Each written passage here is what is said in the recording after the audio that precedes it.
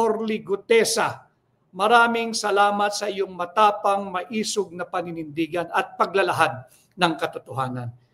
Pakita ko lamang po muli sa inyo ito. Sana marami pa ang maantig. Ito po ang papel na ginagampanan ng ating mga kasundaluhan. Yung Armed Forces of the People, yung mga pulis ng Pilipino, yung pulis ng Pilipinas. Hindi po yung Armed Forces of the Plunderers. Hindi po yung pulis ng pangdrobo, hindi po yung pulis ng mga plunderers. At lahat ng uniform personnel, may Coast Guard na binabanggit, may Special Action Force na detail daw.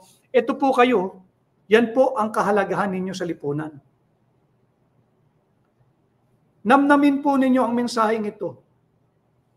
Ito po ang ating mga ginagalang na miyembro ng military and other uniformed personnel and service.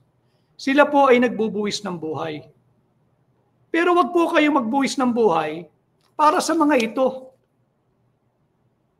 Wag ho kayong magpapagamit. Bakit ninyo kinakailangan magbuwis ng buhay para sa mga nabubuhay sa buwis na ninakaw? Pag-isipan po niyo ito.